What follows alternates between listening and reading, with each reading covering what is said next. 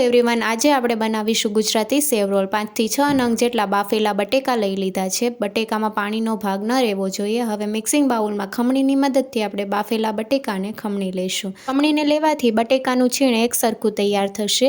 1 ચમચી લીલા મરચાંની પેસ્ટ, 1 ચમચી આદુની પેસ્ટ, ચપટી હિંગ, 1/4 ચમચી હળદર પાવડર, અડધી ચમચી લાલ મરચું પાવડર, 1 ચમચી ધાણા જીરું પાવડર, 1/4 ચમચી ગરમ મસાલા પાવડર, અડધી ચમચી શેકેલા જીરાનો પાવડર, 1 ચમચી ચાટ મસાલો, સ્વાદ પ્રમાણે મીઠું, અડધી ચમચી સંચળ પાવડર અને રોલને ખાટો મીઠો ટેસ્ટ આપવા માટે 1 ચમચી ખાંડ ઉમેરશું અને અડધા લીંબુનો રસ ઉમેરશું। મિક્સરમાં બાઇન્ડિંગ દેવા માટે આપણે પૌવા ઉમેરશું। તમે બ્રેડ ક્રમ્સ પણ ઉમેરી શકો છો।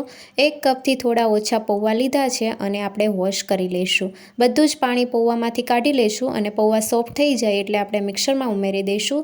સાથે 2 ચમચી કોર્નફ્લોર ઉમેરશું। તમે કોર્નફ્લોરની જગ્યાએ ચોખાનો લોટ પણ ઉમેરી શકો છો। થોડા કોથમીરના પાન ઉમેરીને મિક્સ કરી લઈશું।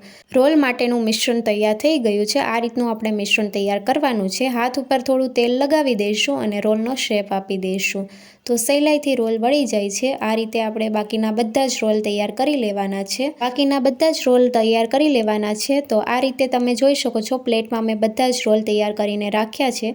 સ્લરી બનાવવા માટે 2 ચમચી મેંદો અને 2 ચમચી કોર્નફ્લોર ઉમેરીશું। તમે બંને વસ્તુમાંથી ગમે તે એક લઈ શકો છો। થોડું પાણી ઉમેરીને મિક્સ કરી લઈશું। બહુ વધારે પાણી નથી ઉમેરવાનું। સ્લરી તમને બતાવું તો ચમચીનો પાછળનો ભાગ કોટ થઈ જાય એ રીતની આપણે સ્લરી તૈયાર કરવાની છે। સેવૈયા લઈ લીધી છે। સેવૈયાને થોડી ક્રશ કરી લઈશું। હવે આપણે એક રોલને સ્લરીમાં ઉમેરશું અને ચમચીની મદદથી કોટ કરી લઈશું તો સ્લરીથી કોટ થઈ ગયું છે। હવે આપણે સેવથી કોટ કરી લઈશું। રોલને સેવૈયાથી કોટ કરી લીધો છે અને બાકીના બધા જ રોલ તૈયાર કરી લઈશું। બધા રોલ તૈયાર થઈ ગયા છે। 10 મિનિટ માટે ફ્રીઝમાં મૂકી દઈશું જેથી સેવૈયા સેટ થઈ જશે। તેલ પણ ગરમ થઈ ગયું છે। જેટલા સેવ રોલ આવે એટલા ઉમેરી દઈશું અને બંને સાઈડથી પલટાવી લઈશું। સરસ એવા ક્રિસ્પી થાય ત્યાં સુધી આપણે ફ્રાય કરી લઈશું। સેવ રોલ તૈયાર થઈ ગયા છે। હવે ઝારાની મદદથી કાઢી લઈશું। કેચઅપ સાથે તમે સર્વ કરી શકો છો।